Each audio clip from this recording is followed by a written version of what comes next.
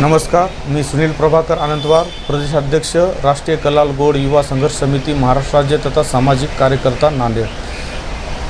बांधवांनो, आपण महापालिकेमध्ये गत 30-35 वर्षापासून नवीन कवठा ही बस्ती सिडकोच्या विभागामध्ये बसलेली आहे।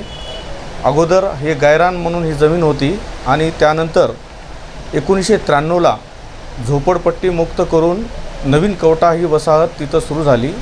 महापालिकेने 2000 या साली नवीन कवट्यात घरकुल योजना देऊन प्रत्येकांना घर दिलेलं आहे आणि ही चांगली बाब आहे। परंतु घरकुल योजनेच्या नंतर जे नागरी सुविधा पुरवाव्या लागतात, जसे ड्रेनेज लाईन असो, सीसी नाले असो, पथदिवे असो आणि पुन्हा पिण्याच्या पाण्याची व्यवस्था असो, हे प्रश्न अजूनही 20 वर्षापासून प्रलंबित आहेत। महापालिकेच्या अंतर्गत जे ड्रेनेज लाईन घरकुल योजनेमध्ये झालेली आहे ती फक्त 4 इंचाचा पाईप टाकून 2 घराच्या गल्लीमध्ये 4 इंचाचा पाईप टाकून ती ड्रेनेज लाईन झाली होती। ती सपशेलपणे पूर्णपणे फेल झालेली आहे। आणि राहिला पिण्याचा प्रश्न, तर पिण्याच्या पाण्याच्या प्रश्नासाठी जवळपास घरकुल योजनेमध्ये BSP अंतर्गत घरकुल योजनेमध्ये प्रत्येक घराला नळ दिलेला आहे, पण जवळपास नवीन कवट्याच्या 175 घरांपैकी 60 ते 70 घरातील लोकांना अद्यापपर्यंत पाणी पुरवठा झालेला नाही आहे। आणि पूर्ण कचऱ्याचं व्यवस्थापनसुद्धा या ठिकाणी केलेलं नाही।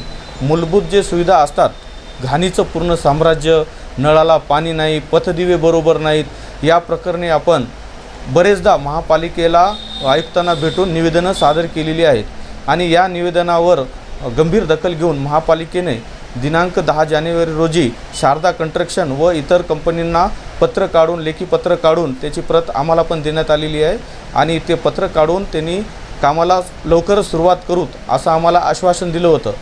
या निवेदनाच्या पाठीमागे आमचे नवीन कवट्याचे नवयुवक जयंती मंडळाचे सर्व कार्यकर्ते व यशोधरा महिला मंडळाच्या पूर्ण महिला यांचा सक्रिय सहभाग होता। आणि अद्यापपर्यंत हे काम सुरू न झाल्यामुळे पूर्ण समाजामध्ये, दलित वस्तीमध्ये याचा असंतोष निर्माण झालेला आहे। तरी मेहरबान साहेबांनी मी आपल्यामार्फत अशी विनंती करतो की महापालिकेने हे काम लवकरात लवकर पूर्ण करून नवीन कवट्यातील समस्याचं निराकरण करावं, अन्यथा नवीन कवटावासीय पूर्ण ताकदीनिशी महापालिकेला लढा देतील, एवढंच मी या ठिकाणी सांगतो।